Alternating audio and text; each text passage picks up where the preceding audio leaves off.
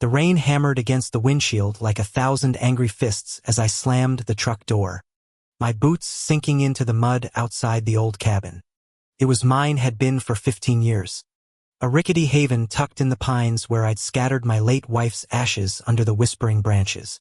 But there she was, Karen Whitaker, HOA President Extraordinaire, clipboard in hand, smirking like she'd just won the lottery. "This eyesore is history, Mr. Harlan," she sneered, her voice cutting through the downpour like a chainsaw. "I've gifted it to my sister. She's turning it into a community garden. Pack your junk and get out." My blood boiled, a hot surge that made my fists clench. How the hell could she gift what wasn't hers? That was the hook that yanked me into this nightmare. The maw of entitlement swallowing my last piece of peace whole.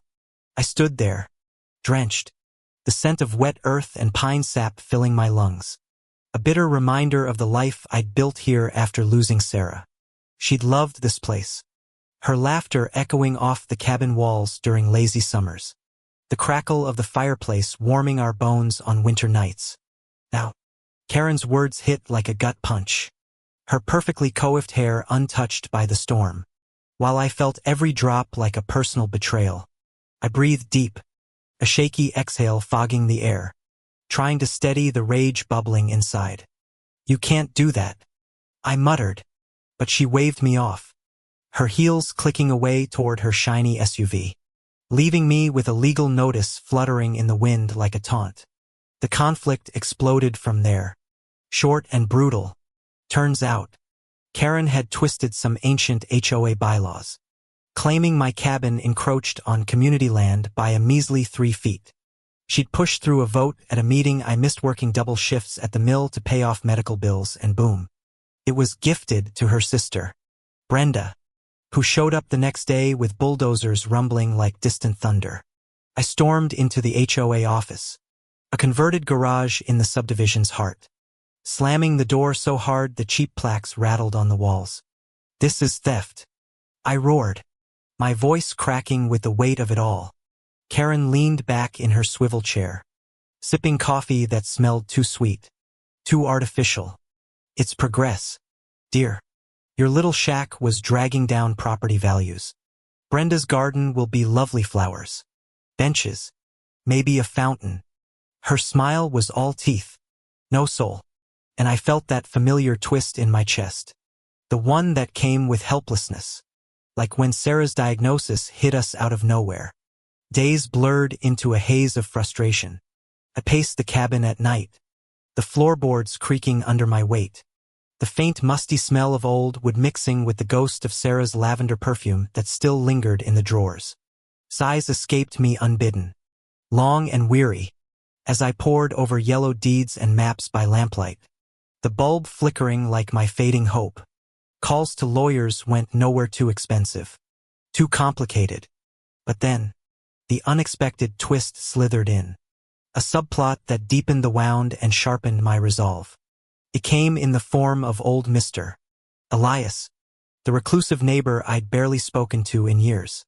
He knocked on my door one foggy morning, his cane tapping rhythmically against the porch, rain dripping from his battered hat. "Heard about your trouble," he rasped, his voice like gravel under tires.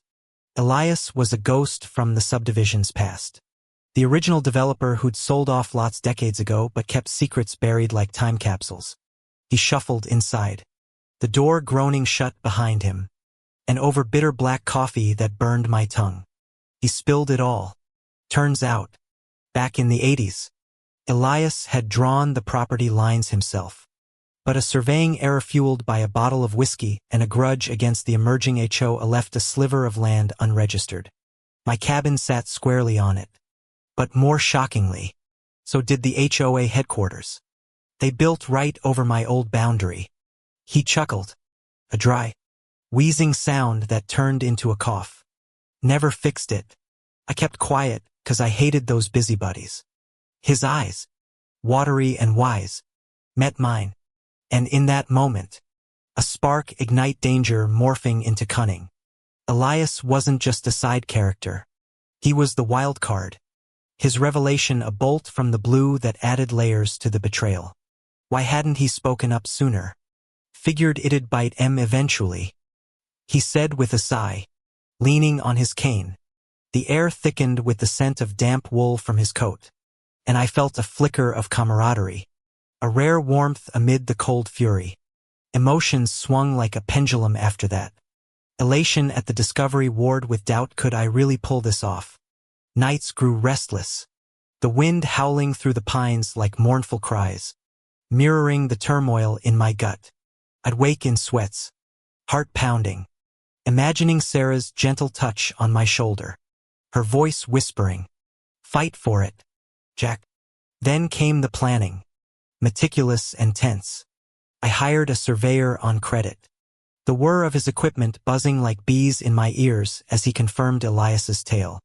The HOA HQ, built on what was legally my land. Thanks to that forgotten sliver. Karen's gift to Brenda.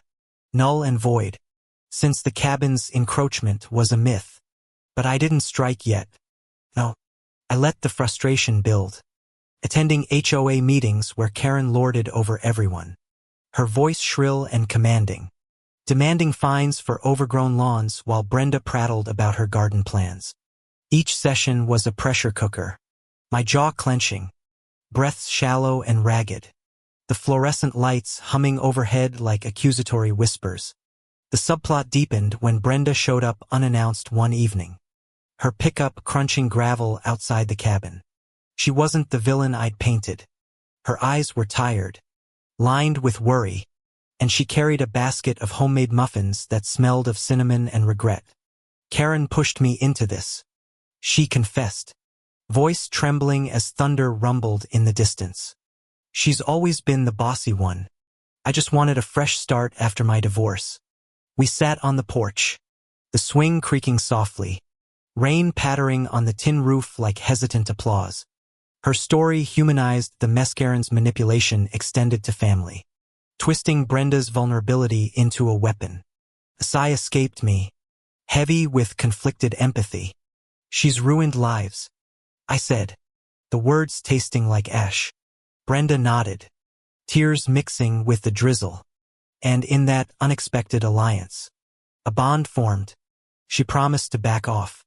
But Karen, she doubled down, sending cease and desist letters that crinkled in my hands like dry leaves.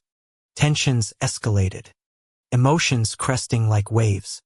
I drive past the HQ, seeing Karen through the window, her laughter peeling out sharp and false, igniting a fire in my veins. The air would thicken with exhaust fumes and unresolved rage. My grip white-knuckled on the wheel. Then, the turning point, Elias's health failed. He collapsed one afternoon, the ambulance sirens wailing through the subdivision like a dirge. Visiting him in the hospital, the sterile smell of antiseptic stinging my nose. He pressed a faded map into my hands. "Finish it for me," he whispered. His breath labored. Eyes fading. Grief hit hard. A sob catching in my throat, another loss. Another reason to push forward. That night, under a starless sky, the crickets chirping in mournful chorus, I filed the lawsuit. The papers rustled like promises as I sealed the envelope, my heart thumping with a mix of dread and defiance. The climax erupted in court. A cinematic showdown bathed in harsh fluorescent glow. The wooden benches creaking under shifting bodies. Karen strutted in, designer suit crisp, but her confidence cracked when the judge unveiled the evidence. Maps projected on the screen. Lines redrawn in stark clarity, the HQ. Her throne of power, squatting illegally on my property. Gasps rippled through the room. A low murmur building like storm clouds. "This is outrageous," Karen shrieked, her voice breaking for the first time, face flushing crimson. Brenda, sitting beside me, squeezed my hand, her touch cool and steady. The gavel cracked down, echoing like justice's thunderclap. The cabin was mine, untouchable, and the HQ, trapped, legally mine to reclaim or demolish. But I chose mercy with a twist, leasing it back at a nominal fee. Under my rules, No more petty fines. No more entitlement parades. Karen's fall was bitter. Poetic. She resigned in disgrace. Her empire crumbling. Whispers following her like shadows. I watched her pack her office. Boxes thumping dully on the floor. Her sighs defeated and hollow. The scent of defeat hung in the air, mingling with stale coffee. In the end, as I stood by the cabin, the sun filtering through pines in golden shafts, birdsong trilling sweetly, a profound peace settled. Justice wasn't just victory, it was reclamation, a testament to standing firm against the bullies who trample dreams. Elias's map, now framed on the wall, reminded me, sometimes, the quiet fight echoes loudest, inspiring others to unearth their own buried truths and rise. The wind sighed through the trees, carrying Sarah's whisper once more fight won.